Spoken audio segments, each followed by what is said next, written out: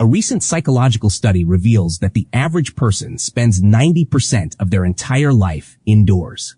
But have you ever stopped to wonder why the very space designed to protect us can sometimes become the exact place that drains us the most? Could the heaviness you feel when you cross your own threshold be more than just physical exhaustion? The Bible states very clearly in Deuteronomy chapter 28 verse 15 that the spiritual atmosphere of a home is never neutral. I used to believe that a house was just concrete and timber, a blank canvas that only reacted to our daily stress.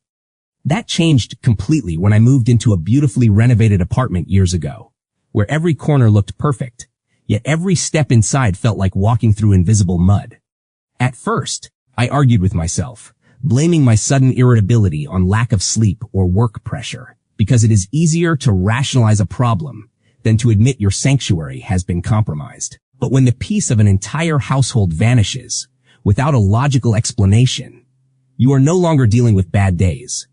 You are dealing with a spiritual territory that needs to be reclaimed. The first warning sign is a sudden and repetitive patterns of irrational conflict among family members.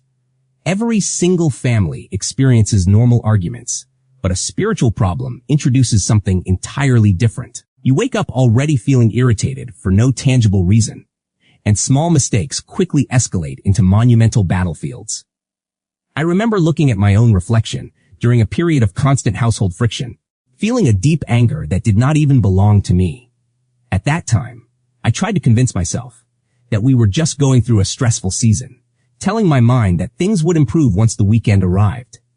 However, Ephesians chapter 6 verse 12 reminds us that our struggle is never against flesh and blood, but against spiritual forces of darkness.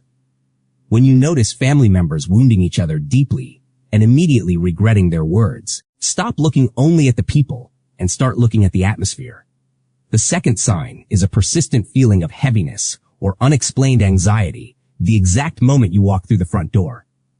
Peace is not just an emotional state, because in the kingdom of God, peace serves as a direct spiritual indicator.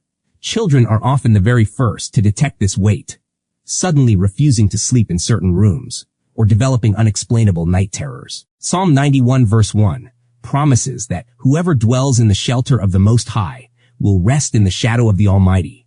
If your home feels like a place of constant dread, rather than a sanctuary of rest, God is telling you to pay attention to what is settled inside your walls. The third significant open door involves keeping physical objects that are directly connected to the occult or false religions. Many believers dismiss this warning, unknowingly welcoming spiritual weight through ancient sculptures, exotic masks, or inherited amulets.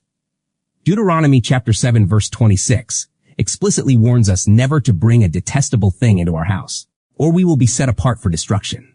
I remember traveling years ago and purchasing a beautifully carved wooden mask purely for its artistic value. For months, I defended my decision, thinking that my strong faith shielded me from any negative influence, and that a piece of wood held no real power. Yet, during that exact season, my nights became plagued by terrifying, recurring dreams where dark shadows stood at the edge of my bed. This leads directly to the fourth sign, which is a consistent pattern of dark, disturbing, or violent nightmares that follow you inside the same house. Job chapter 33, verses 14 and 15, tells us that God speaks through dreams, but the enemy also uses the dream realm to oppress your mind. I spent weeks rationalizing the nightmares as stress from work, until I finally surrendered my pride and read Acts chapter 19, where new believers publicly burned their magic items. The moment I physically removed that mask and declared the authority of Jesus over my bedroom, the heavy dreams vanished completely.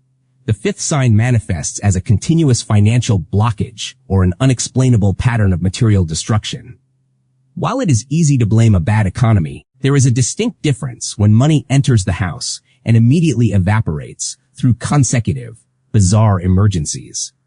One appliance breaks down completely, and before you can even pay for the repair, an unexpected medical bill or a sudden accident drains your remaining resources.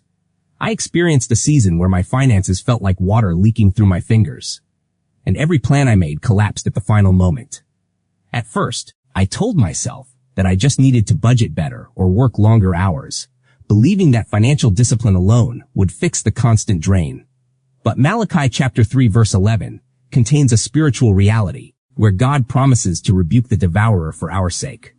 When your home becomes a place where resources are constantly devoured by chaotic events, it is time to ask if a spiritual door has been left wide open. This leads to the sixth and most dangerous sign of all, which is a gradual, unexplainable distance from God that begins after a change in the household.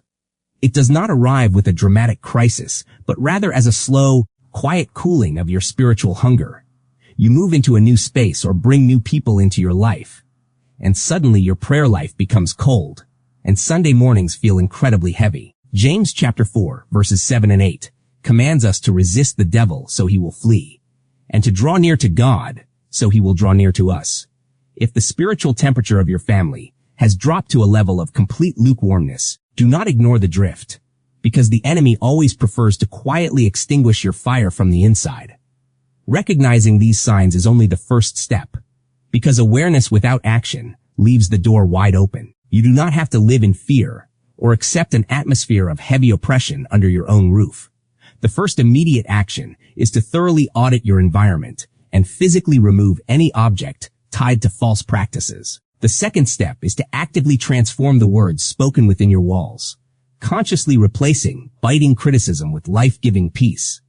Finally, walk through every single room of your home and verbally declare the ultimate authority of Jesus Christ over your space. I stood in the center of my own living room years ago, speaking these prayers aloud until the lingering heaviness finally broke. Your home was never intended to be a chaotic battlefield for the enemy, but a sacred sanctuary for your family. Thank you so much for watching this video, and please remember to subscribe to the channel to walk with us in faith.